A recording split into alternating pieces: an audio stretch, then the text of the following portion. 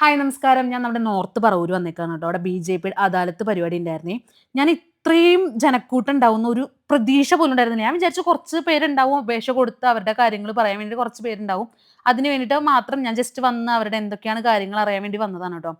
വന്നപ്പോഴാണ് ഇത്രയും പ്രശ്നങ്ങൾ നമ്മുടെ കേരളത്തിൽ നടക്കുന്നുണ്ടെന്ന് ഞാൻ അവരുടെ വീഡിയോസ് ഒക്കെ ഞാൻ എടുത്തിട്ടുണ്ട്. നിങ്ങൾ എന്നെ കണ്ടു നോക്കിയിട്ടൊന്ന് പറയൂട്ടോ, ഞാൻ ഫുൾ കാണിച്ചു തരേ.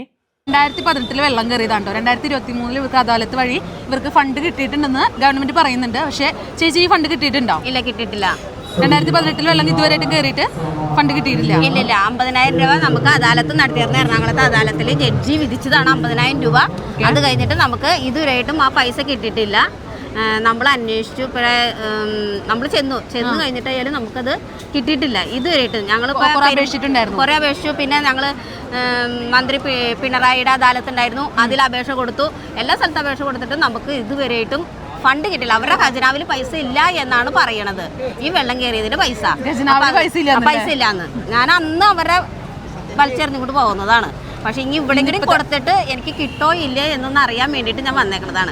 ഉറപ്പായിട്ടും കിട്ടട്ടെ ചേച്ചിക്ക്. നമുക്ക് ഇവർക്ക് 2018 കയറിയിട്ട് പോലും ഇവർക്ക് വീടിനായിട്ടുള്ള സഹായം ഒന്നും കൊടുക്കില്ല എന്ന് പറയുമ്പോൾ നമുക്ക് വളരെ സങ്കടം കിട്ടും. വെള്ളം കയറിയ ആൾക്കാർക്ക് മനസ്സിലാവുള്ളൂ അതിന്റെ വേദന എന്താണെന്ന് വെച്ചാൽ. ക്ലീൻ ചെയ്യാൻ കുറെ പൈസ കൊടുക്കണം. എത്ര നല്ല പൈസ 50,000 നല്ല പോയെന്ന് തോന്നുന്നുണ്ടല്ലേ? ഇല്ലില്ല. അത് കഴിഞ്ഞിട്ട് ഞാൻ ഹോസ്പിറ്റലായിരുന്നു. ഒരു 60,000 രൂപ ഹോസ്പിറ്റലിൽ. എനിക്കിപ്പോഴും അതിന് സുഖമില്ലായിരുന്നു. ഞങ്ങളുടെ വീട് അങ്ങനെ ക്ലീൻ ചെയ്ത് അതും അതിനെ തറയില കിടന്ന് കട്ടിലൊക്കെ പോയായിരുന്നു.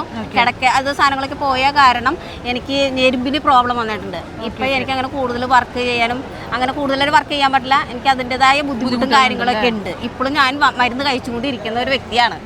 ആശുപത്രി കയറി ഇറങ്ങി. കിട്ടാണെങ്കിൽ അത്ര ആശ്വാസം. എന്താണ് പ്രശ്നം? ഞങ്ങൾക്ക് വീടില്ല. ഞങ്ങൾ സുഖമില്ലാത്ത ആൾക്കാരാണ്.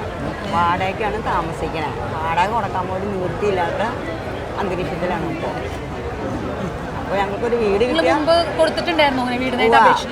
ഒരു പഞ്ചായത്തിന് ഞങ്ങൾ കുറേ കൊടുത്തു. കുറേ സ്ഥലങ്ങളിൽ ഇതേമാതിരി വീടില്ലാന്ന് പറഞ്ഞ് ഞങ്ങൾ ഭൂരിതയുടെ പേര് പറഞ്ഞു പോയി.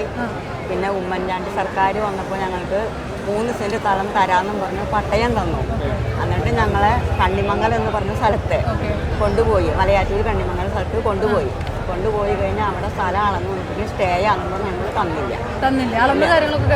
ഇല്ല, അളന്നില്ല. പ്രതിപക്ഷ നേതാവിന്റെ മണ്ഡലത്തിലാണെങ്കിൽ അദാലത്ത് നടക്കണം കേട്ടോ.